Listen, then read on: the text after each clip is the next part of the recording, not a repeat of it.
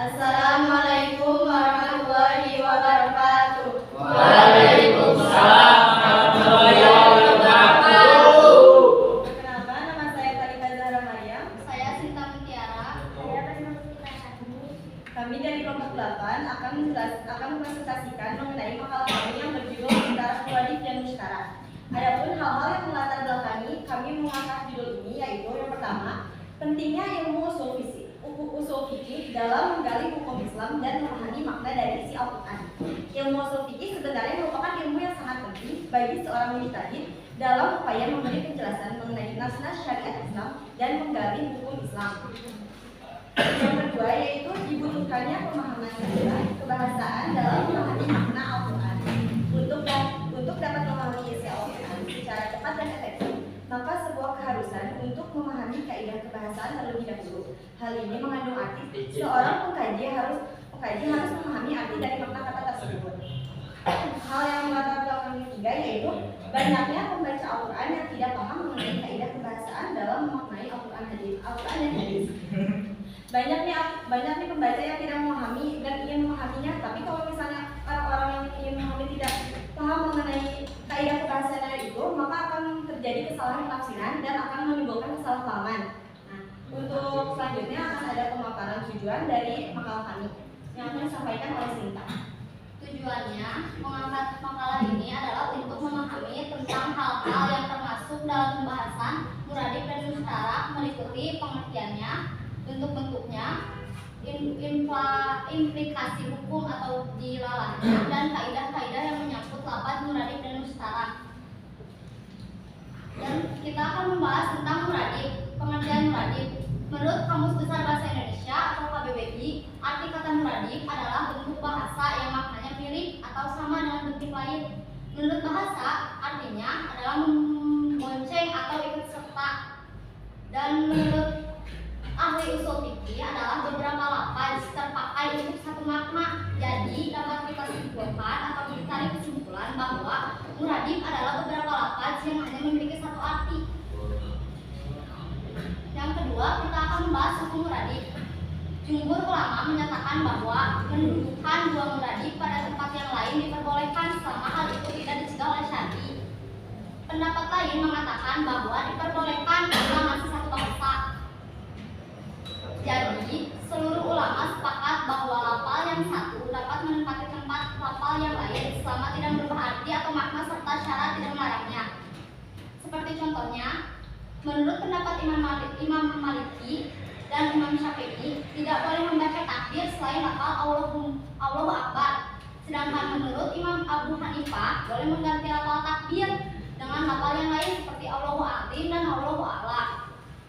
Adapun contoh-contoh lafaz muradif adalah al-khauf dan al-idah yang sama-sama berartikan takut, yaitu dari surat Ar-Ra'd ayat 21. Yang kedua, asyuk dan al-buk yang berartikan pelit di dalam surat At-Takwir ayat 24. Yang ketiga, al-hasa dan al-hik yang berartikan sama-sama dengki dalam surat Al-Fat ayat 15. Yang keempat, as-sabil dan at-tariq yang berartikan sama-sama jalan dalam surat Al-An'am ayat 55. Selanjutnya akan ada penjelasan mengenai mustarak yang akan dijelaskan oleh rekan saya.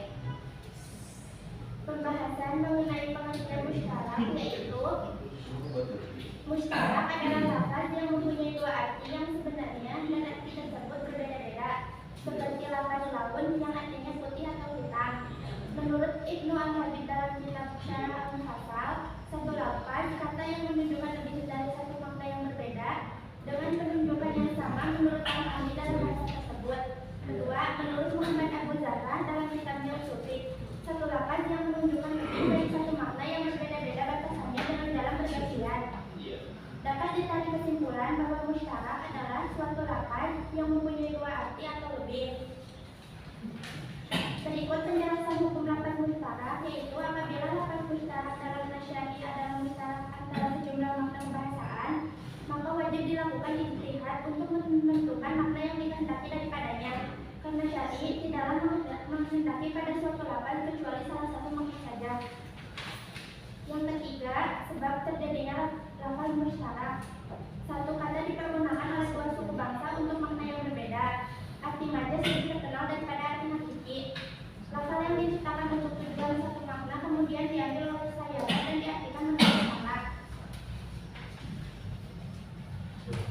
keempat, contoh lafaz musyarak, yaitu dijelaskan dalam Al-Quran surat Al-Ahzab ayat 56. Sesungguhnya Allah dan malaikat-malaikatnya bersalawat untuk Nabi. Hai orang-orang yang beriman, bersalawatlah kamu untuk Nabi dan ucapkanlah dalam penghormatan kepadanya. Lafaz as-sholat pada ayat tersebut bukan bermakna sholat dalam ibadah tertentu, akan tetapi mempunyai makna dalam istilah bahasa yaitu doa. Karena sholat dalam ayat tersebut dinisbatkan kepada Allah Subhanahu wa Ta'ala dan para malaikat, sedangkan sholat dalam istilah syara hanya diwajibkan kepada manusia. Selanjutnya akan ada pemaparan kesimpulan yang akan disampaikan oleh teman saya. Sebelum kami memaparkan kesimpulan, mungkin ada dari teman-teman sekalian yang memberikan kesimpulan terlebih dahulu. Bagus.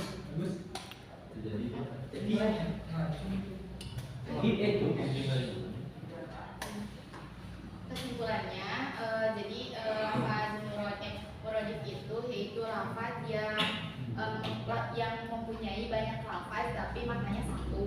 Kalau misalnya musyarak itu yaitu si maknanya itu banyak, cuman lafaznya itu satu. Gitu. Baik, terima kasih untuk tadi. Kesimpulan dari kelompok kami yaitu dari penjelasan di atas dapat disimpulkan bahwa untuk menetapkan dan menggali hukum Islam diperlukan adanya pemahaman dalam kaidah-kaidah dalam usul fikih yang akan membantu dalam penggalian dan penetapan suatu hukum Islam. Kaidah-kaidah yang dibahas dalam materi kali ini yaitu muradif dan musyarak, yang mana kedua kaidah tersebut berhubungan juga dengan kaidah kebahasaan di dalam nas-nas yaitu Al-Quran maupun hadis. Yang dimaksud muradif adalah yang memiliki arti satu akan tetapi memiliki beberapa lafaz. Sedangkan yang dimaksud musyarak adalah yang memiliki lafaz satu akan tetapi memiliki arti lebih dari satu. Jadi kebalikannya. Dalam mengetahui bentuk-bentuk lafaz muradif dan musyarak, hal utama yang harus diperhatikan adalah siyaqul kalamnya. Kaidah yang berkaitan dengan muradif adalah di antara seluruh ulama sepakat bahwa lafal yang satu dapat memanfaatkan tempat lafal yang lain selama tidak merubah arti dan maknanya serta syarat tidak melarangnya. Mengenai lafal dalam Al-Quran tidak ada perbedaan pendapat ataupun perdebatan. Dalam penggunaan lafaz musyarak, apabila lafaz musyarak dalam nas syar'i adalah musyarak antara sejumlah makna kebahasaan, maka wajib dilakukan ijtihad untuk menentukan makna yang dikehendaki daripadanya. Selanjutnya, sesi tanya jawab. Apakah ada yang ingin bertanya? Yang mau bertanya boleh angkat tangan dulu nanti ditunjuk.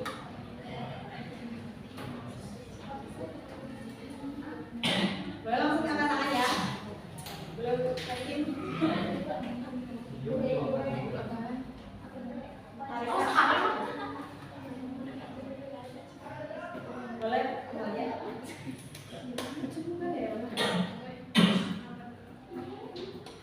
Perkenalkan, saya Maria Rahma ingin bertanya, bisa atau tidak kalau lafaz Allahu Akbar diganti sama lafaz yang lain yang maknanya sama?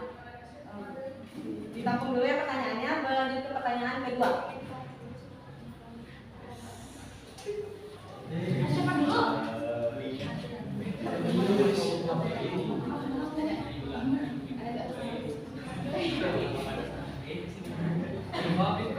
Boleh langsung angkat tangan ya.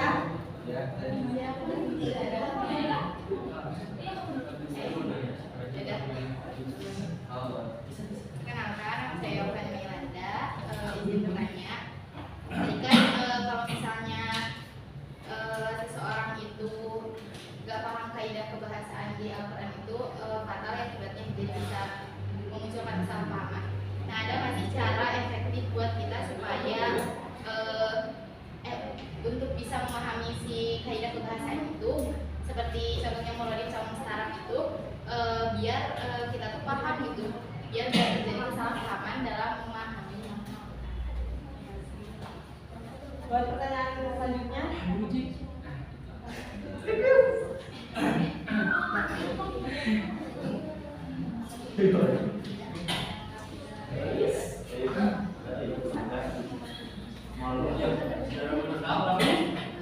Boleh langsung. Jadi silakan. Si Odip.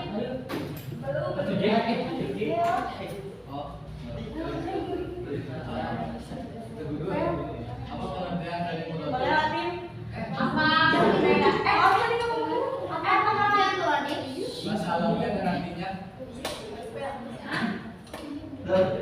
Bahasa Arab muradif dan artinya Ya. Pengertiannya.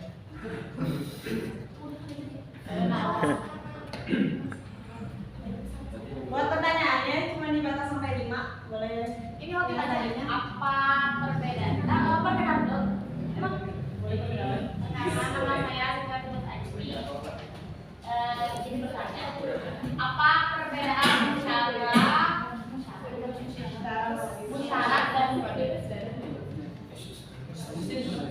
Udah 5. Satu lagi. Boleh Alvin. Kan katanya tadi lafaz Allah, terus pembacaannya teh ada batasan-batasan waktunya nggak sih? Kayak misalkan kita teh lagi takbiran kayak Idul Adha gitu, dulu dibuka waktunya, katanya dosa itu teh gimana? Jadi kan berhubungan sama lafaz Allah. Nah, waktu penyebutannya teh ada batasan-batasannya nggak sih gitu? Ngerti nggak? Kayak misalkan kita teh lagi takbiran Allah Akbar, tapi bukan di waktunya. Itu gimana hukumnya? Jadi penempatannya boleh di waktu yang lain Iya, supaya iya. di takbiran itu. Ya gitu. Terima kasih. Mungkin cuma 5 ya.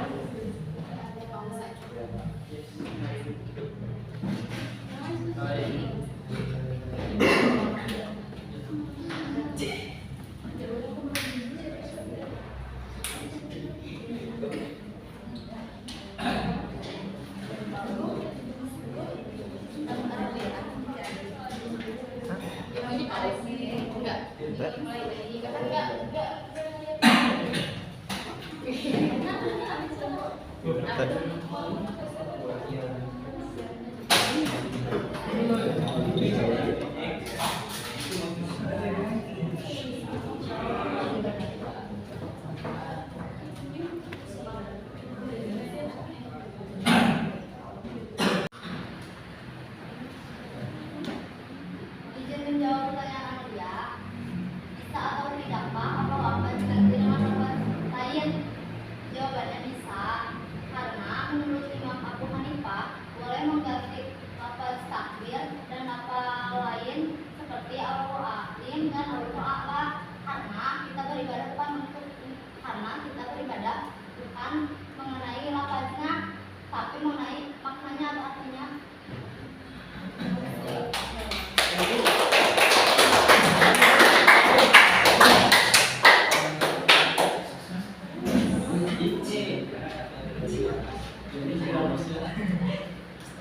Izin menjawab pertanyaan dari Rofani. Memahami cara muradif dan musyarat. Mengadakan pengajian yang berisi muradif dan musyarat. Memberikan pelajaran di sekolah mengenai kaidah memahami Al-Quran.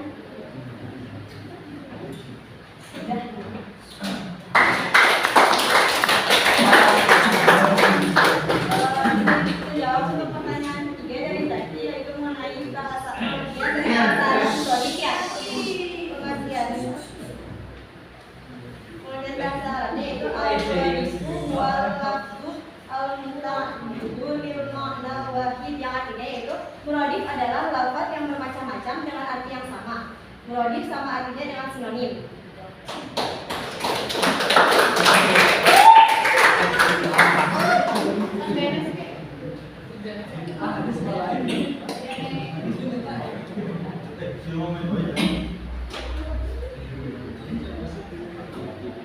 Izin menjawab pertanyaan nomor 4 dari Makin. Berdasarkan perbedaan muradif dan musyarat. Perbedaannya itu muradif adalah yang memiliki arti satu, tapi maknanya banyak. Lafaznya satu. Ada memiliki arti satu, namun lafaznya banyak. Sedangkan musyarat memiliki lafaznya banyak, tapi maknanya cuma satu. Perbedaannya balikan aja.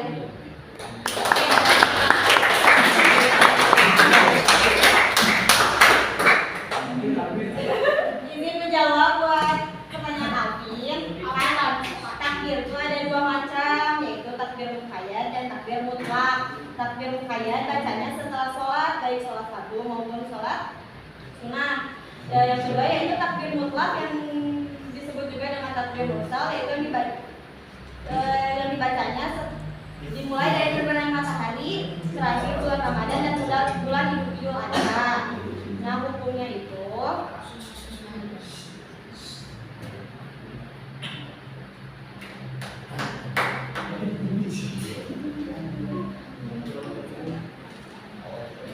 buat hukumnya sunnah, termasuk hukumnya tidak disunahkan takbir pada selain hari-hari di atas tersebut berlaku jika takbir dibaca dengan suara keras dan dijadikan sebagai syair hari raya. Namun jika takbiran sendirian dengan suara pelan dan terdengar oleh terdengar oleh diri sendiri atau di dalam hati dan berniat zikir kepada Allah, tidak berniat menjadikannya sebagai syair hari raya, maka dibolehkan. Kalau rame-rame tadi tidak disyairkan, tidak disunahkan. Boleh.